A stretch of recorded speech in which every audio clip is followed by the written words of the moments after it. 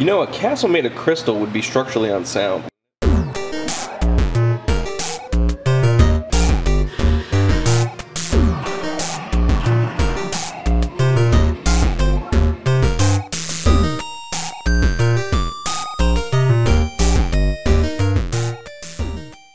Hey, what's up guys? Today we're gonna check out something a little different.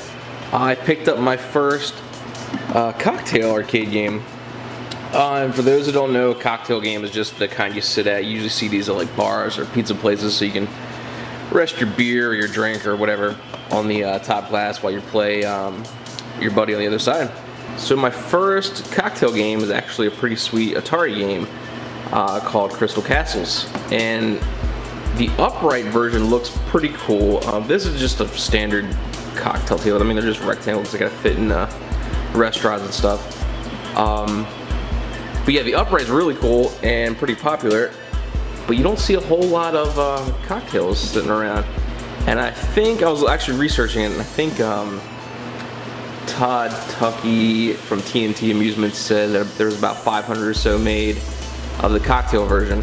So it's kind of rare, which isn't indicative necessarily of the value. It's games are worth what people are willing to pay, that kind of thing. So it's hard to put like a sticker or a price tag on this thing. But I like it. I think it's a cool game. It's a trackball game with a jump button, and you control this like teddy bear dude through this maze. And the whole point is to get these little, I guess they're jewels. On the game, they just look like dots. But you're running around collecting these things while like random acid trip type monsters are trying to chase you. Like there's like some trees that are trying to get you, like out of Lord of the Rings. It's pretty wild. And when I got this, so it actually wasn't working when I picked it up. The monitor was actually dead. So I did some finagling, ended up having to move some wires around. I think somebody wired the monitor up incorrectly, because it ended up working after I messed with it for a couple hours. But the game loads up fine. The player 2 trackball is a little stiff. I think it just needs some oil in there. But other than that, yeah, I didn't really do a whole lot to it. I mean, I cleaned it up. It was filthy and full of dust, and I put some new purple tea molding on there to match the this little artwork here and the control panel. And I think it turned out pretty good. But yeah, so I usually try to steer away from the cocktail games just because they're really awkwardly shaped, and as far as like trying to put it in the garage somewhere, like it doesn't really, like this isn't even really a good spot for it now because it's just out of the way really. Because you need to have space for player 1 on one side and player 2 on the other side. So really the only place to put this is either like up against the wall sticking out or in the middle of the floor. So I didn't really need to figure out where to actually put this guy. But for right now, it's just gonna chill here because it's just me playing by myself for now because you can't even move in my garage again. So anyway, let's fire this up and let's see what Crystal Castles is all about. Alright, got my extension cord. I think it's already turned on. I think I just need to plug it in. Let's see.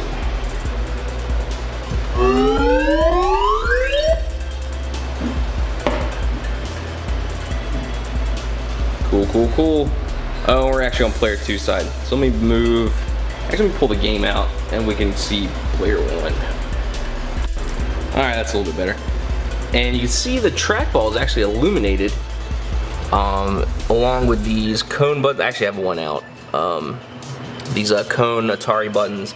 You'll see them like on Missile Command. Same idea. And I think player 2 is a little dim. Yeah, it's lighting up, but it's not as bright. And I thought they alternated, but they actually just blink and sync. Actually, the trackball and the cone alternate. Anyway, that's not really that important. The top glass is in decent shape. We got some flakage going on the side, which is gonna happen. I mean, when you do rest your drink in there, you're gonna get condensation in there. It's gonna eat away at the artwork. And we got some scratches on the glass, but it doesn't really. I mean, you can really only see in the light. When you're playing this thing in the dark, you can't see anything. And we got a weird size monitor. I want to say this is a 13-inch tube, so it's not your standard 19-inch that you see in most games. Oh, here we go, instructions.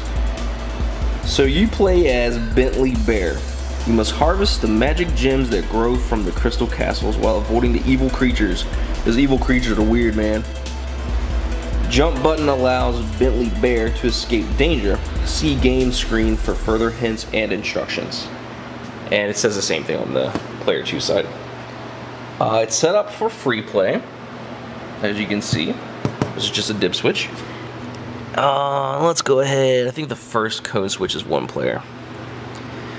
Actually, let me get the tripod before we do that. Alright, I killed the lights to hopefully make it a little bit easier to see. It looks a little blurry. There we go. So that's your maze. And I'm going to hit player 1, I think. So you're this Bentley Bear guy, and you move him around with the trackball, and you're collecting these gems. And then you see those like orb things, I don't know what the hell they are, but they're out to get you. So you can do a running jump, do some gymnastics, get around these guys. And you just want to collect all the dots, or all the gems. Come on, now they're just kind of hanging out around my gems.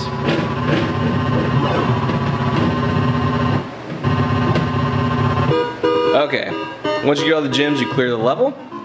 And then you go on to the next maze, and it's much of the same. Here's the weird tree guys.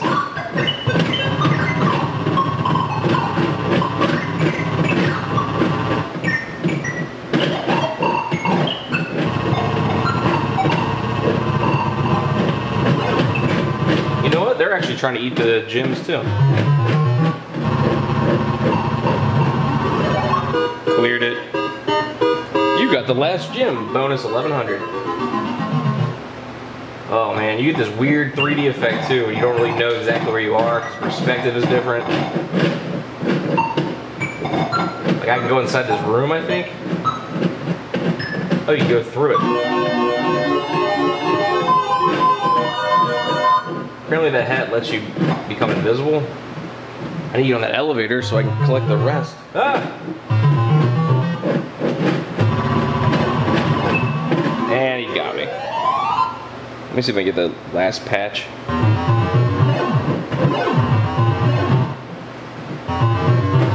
Come on.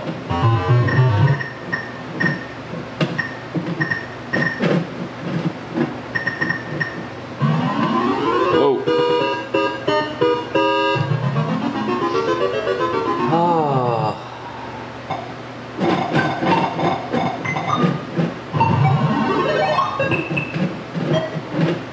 You can't jump down from the high elevation parts.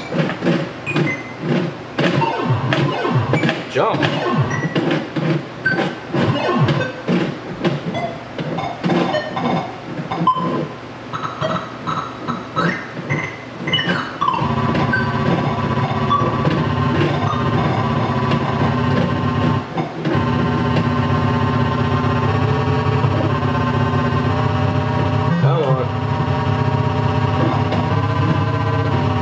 I don't know what that noise means.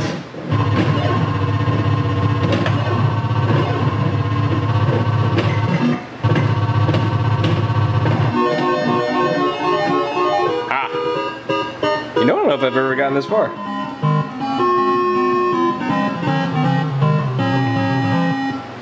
Oh, we're just now on level 2. Wow. So each level, I guess, has multiple mazes you have to clear before you move on. Jesus. That dude was charging me.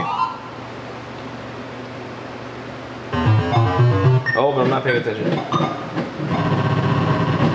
Yep.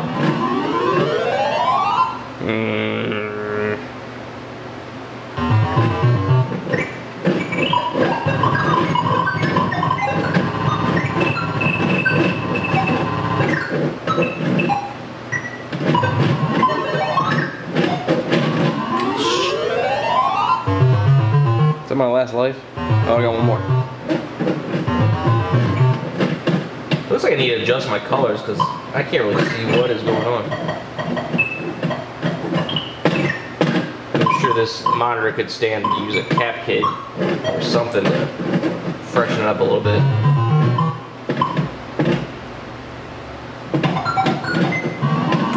The tree just came out of nowhere. Alright, game over. I suck. Initials. Then use the trackball to type your name in. And I hit start too many times and hit the wrong initials. So anyway, that's Crystal Castles. Let me turn the light back on so I don't break my neck. And then, you know what, let me show you what this guy looks like on the inside. Focus that a little bit. So you open it up with this key. It essentially just locks the glass in place. And you can lift it up. I can't see. Here's that tiny tube monitor. We got the speaker over here. It looks like the soundboard over here with the speaker going to it. This I think is like an RF like interface board that the harness plugs into, and it kind of acts as a through directly to the board. Like Pole Position had one, and people say just kind of yank it and it doesn't really do much good. But I'm gonna leave it because I don't want to mess anything up.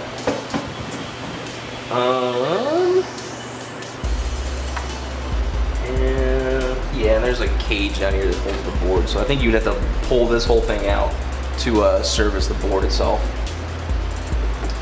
But here's my burnt out bulb I need to replace for the cone. Some fuses.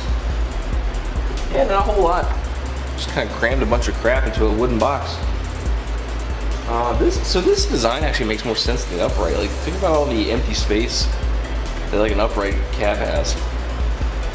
I mean, other than like housing the components for the tube and stuff, but there's a lot of really just dead space. This actually maximizes or utilizes the most, takes into account the real estate that it has and whatever, you know what I'm trying to say. So that's Crystal Castles. And I think I'm gonna keep this one. If I can't figure out a place to put it, I'm gonna try to maybe sell it or trade it. I don't know yet. We'll see. But it's pretty cool. It's a good conversation piece. And it's perfect height for if you have kids. They can come up and mash buttons and play with the trackball, that kind of stuff. So yeah, that's Crystal Castles. I'm just gonna unplug it. There's my IKEA spray painted chair I made for $3, $4. So yeah, real quick video. Just want to show you one of my recent pickups. I got this a couple months ago actually, but I never actually filmed anything for it. It's been on my to-do list for a long time. And actually started a video, and then my SD card got corrupted. They're still using the corrupted card, but hopefully it doesn't delete this footage. I just need to buy a new one, really, is what it comes down to. So yeah, there's a lot of new projects in the garage that we'll go through. I built a little main machine just out of leftover parts. We'll go through that and explain how I did it. Eyes, which I think I showed you guys. Another Space Invaders Deluxe. We got Tron project coming along. WWF WrestleFest project, and reactor that's making some progress. So anyway, that's what we got going on for now. I'll keep you guys posted. And thanks for checking out my quick video, and I'll see you guys next time. Peace.